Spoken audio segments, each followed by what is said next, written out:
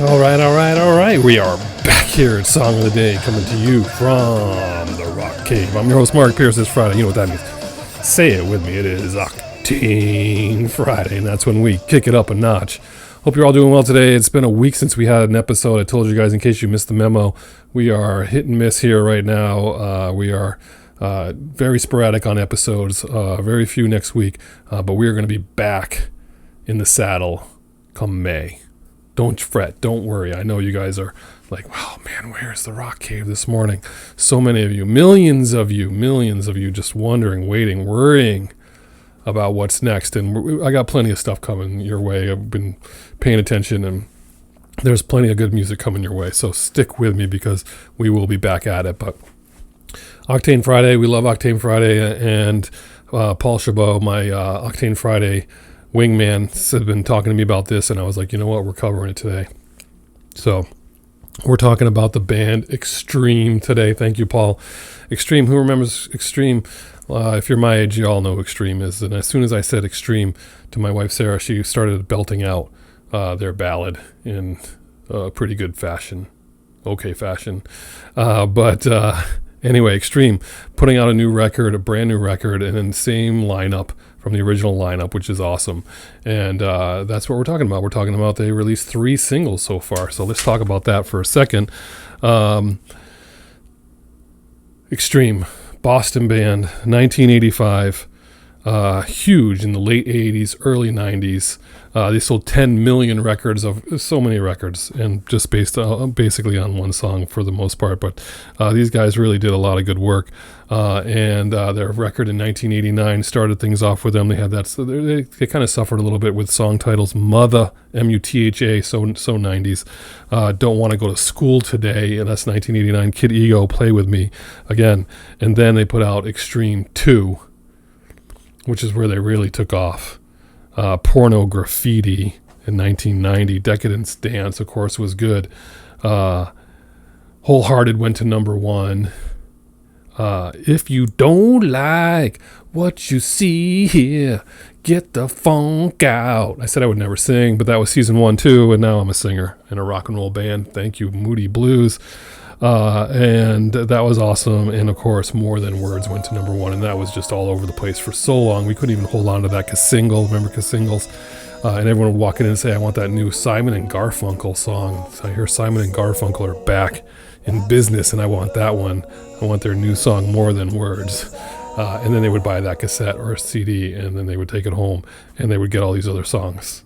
These would crack me up because people would come in and thinking they were getting something that was going to be like Simon and Garfunkel record, and they got Porno Graffiti anyway. But they were huge. And then Extreme 3, still they were putting out some good stuff. Very talented band. This is the same band, same lineup. Pretty awesome. If you guys don't remember, Gary Cherrone, of course, famously in 1989 takes over for Sammy Hagar and Van Halen. They parted ways with Sammy Hagar after parting ways with David Lee Roth. Put out that one record, Van Halen 3. What's with the numbers here, by the way?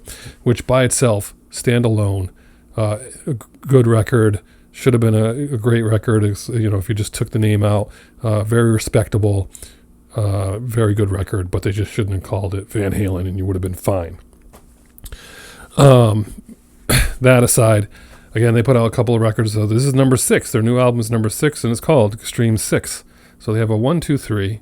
They have a couple other records, and then they have 6.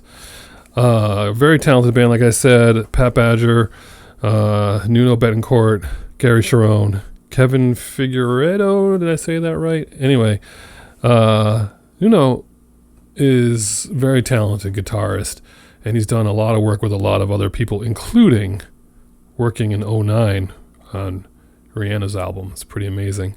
But reading all this stuff about this new record, the fans are excited. They're happy with they're talking about how his playing is so good, and he's picked up a little bit different style rhythm wise.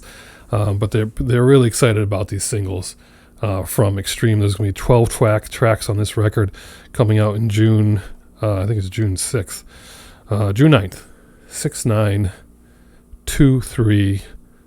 Album 6 called 6. 12 tracks.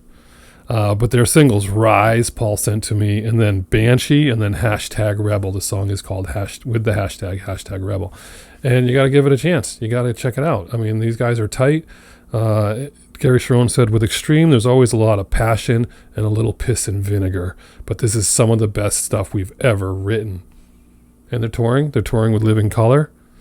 This summer. So that's great. Cult of Personality. Saw them in the mid-'80s at UConn. So Extreme, new record. You got to check out these 3 singles. Heavy rock, good stuff.